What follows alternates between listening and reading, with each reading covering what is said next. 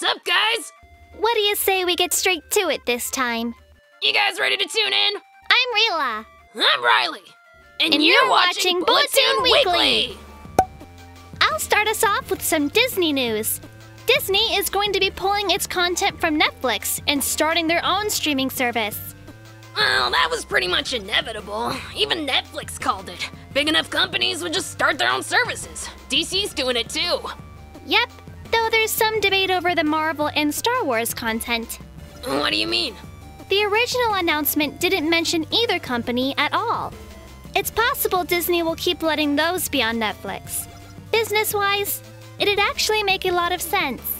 Making people use a ton of different services to get to your work makes sense? It's not like anyone only has Netflix for Marvel or Star Wars movies. True. Besides, if there's one thing Disney has mastered, it's marketing. Netflix has become a huge part of the Marvel cinematic experience, with all the Defenders shows and stuff. Plus, think about all the branding. Disney doesn't put its logos before any of the Marvel or Star Wars movies. Huh, you know, I hadn't even noticed that. If Disney's new service is going to be aimed at the general Disney audience, then maybe the cartoons and stuff can be on it. But I think it'd be pretty sensible to leave the movies and live-action shows where they are. That, or risk traumatizing some poor little kid who happens to stumble across Jessica Jones or Daredevil. Yeah, I can see that. Nothing's confirmed yet, but I'm curious to see how Disney handles this. Who knows? Maybe I'll be dead wrong. It's happened before. Okay, I'm starting to have some reservations about this. Starting to? Riley, get in line. Not in the mood for your sass, Rila. Okay, so apparently Stephen Lang is gonna be the villain in all 4 Avatar sequels. Somehow. I guess becoming a Lang kebab at the end of the first one was just mildly inconvenient. His followers might have just found all the Dragon Balls. Rila? Hey, anything to make it more interesting. At least it could mean Michelle Rodriguez might come back. I seriously doubt that. Alright, here's a story that'll take a little background. Sony is working on yet another attempt at a Spider-Man cinematic universe without Spider-Man. But we already knew that. Venom is hitting theaters next year if all goes according to plan. But another movie on the list is going with the working title, Silver and Black. It's a movie about Silver Sable and Black Cat, 2 huge supporting characters in the Spider-Man lore. I really think that Sony ought to just call it quits on this. You can't have most of these people without Spider-Man, right? Well, yes and no. I still say that without that background, there's just no way to do any justice. But Black Cat and Silver Sable don't necessarily have to have Spider-Man involved. I'm only bringing up all this because of the news surrounding the movie. Plot details were supposedly leaked. It's just a rumor, but apparently Silver Sable is going to be working with Black Cat after being sent by the government to capture her. But some criminals are also after Cat, so the 2 ladies have to work together while also being at war with each other. Well, it does sound kind of interesting. It's been described as Thelma and Louise, but with superheroes. Honestly, it's a pretty standard premise. It actually reminds me of that movie that's out now, The Hitman's Bodyguard. Though based on the early reviews of that, let's hope this one goes better. Ouch. There's also a release date officially attached. Apparently the movie's going to release on February 8th, 2019. The villains being sent after them are rumored to be Scorpion and Tarantula, which is interesting. There are 2 more MCU Spider-Man movies on the way. The first one was totally setting up for Scorpion to show up in a future one, so maybe Sony and Marvel are sharing him. But these plot details are only rumors, so he may not actually be in it. I doubt they'll do Goblin again, let alone Doc Ock, Lizard, or Electro. Shocker's not likely to be making a comeback, but Spidey has a huge rogues gallery. Personally, I'd like to see them tackle Mysterio. Dude, come on! Mysterio is a villain who uses movie special effects to pull off crazy crimes. He'd be perfect for a Spidey film. As you can see, my sister's pretty enthusiastic about all this. Alright, I think it's about time I went back to reading Batman, if only to catch up. You weren't already? Nope, oversaturation.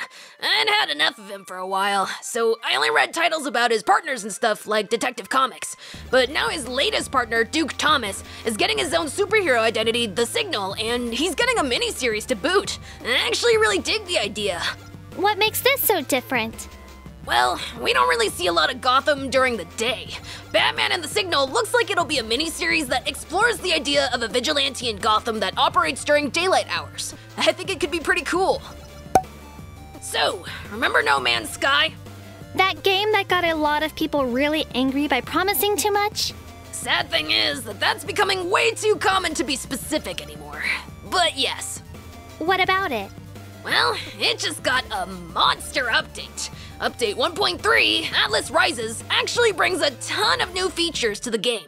Around 30 hours of additional story content, an early version of co-op play that the developer plans to expand on, a graphical overhaul. It's actually pretty extensive. Hard to believe they're still supporting the game to that level, given all the backlash.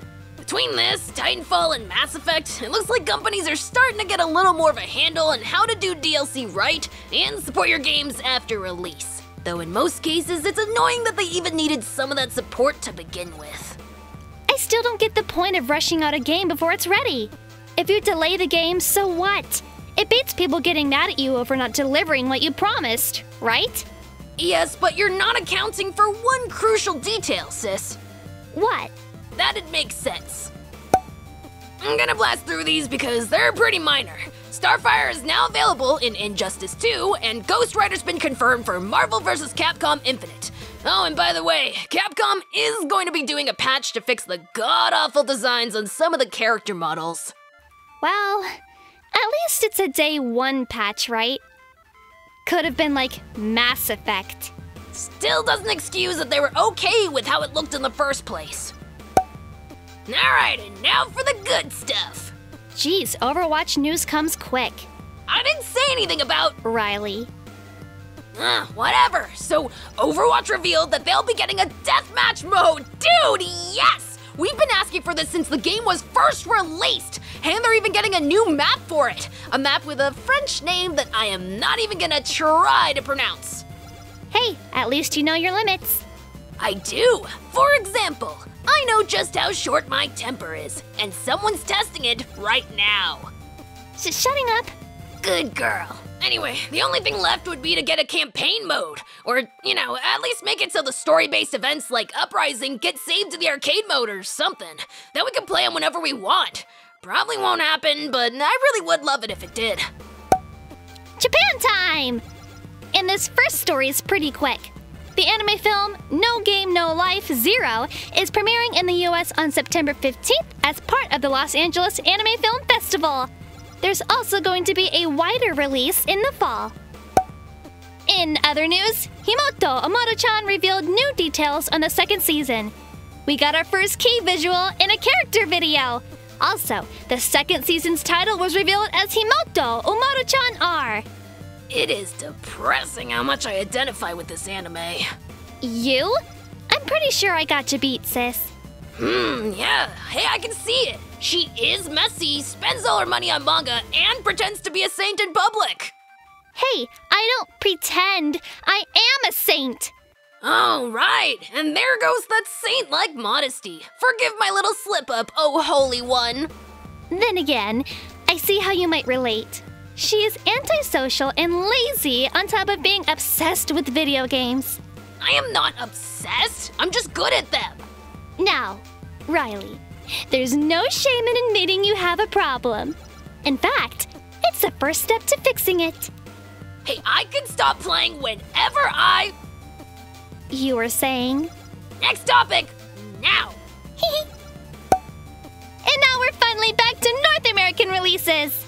And comic solicitations. Me first. In anime, there was Fatal Fury, the motion picture, the complete box set of Gurren Lagann, and Season 1 of JoJo's Bizarre Adventure. Then, in manga, we got Attack on Titan Before the Fall, Twilight Princess, Magi, Miss Kobayashi's Dragon Maid, and Servamp. And as far as comics go, Marvel dropped All New Wolverine number 23, Amazing Spider-Man number 31, Captain America number 25, Defenders number 4, Generations Phoenix and Jean Grey number 1, Hulk number 9, Jean Grey number 5, Miss Marvel number 21, Old Man Logan number 27, Rocket number 4, Secret Empire number 8, Secret Warriors number 4, Squirrel Girl number 23, and Venom number 153. Then, over in the land of DC, we got Action Comics number 985, Batgirl and the Birds of Prey number 13, Detective Comics number 962, Flash number 28, Hal Jordan number 26, Harley Quinn number 25, JLA number 12, Justice League Power Rangers number 5. Wait! That's still going on? Oh yeah, apparently it hit a snag or whatever, so issues were delayed. It's back now. Unbelievable. Anyway, there was also Mr. Miracle number 1, New Superman number 14, Insert Witty Insulting Replacement Name number 13, Suicide Squad number 23, Supergirl number 12, Superwoman number 13, and Titans number 14. And that's pretty much it. Wow, that was surprisingly light. Right? Though we did cut out a good chunk of stuff. Probably for the best. Anyway, wanna wrap this up now? Sure thing. Thanks for tuning in, everyone! If you liked what you saw, give that like button a zap. If you want to support the show, check out that Patreon link in the description. Hit that left button to subscribe and that right button to come visit the site for articles, reviews, and other stuff. This has been Bulletin Weekly. I'm Rila. I'm Riley, and as always, Stay tuned.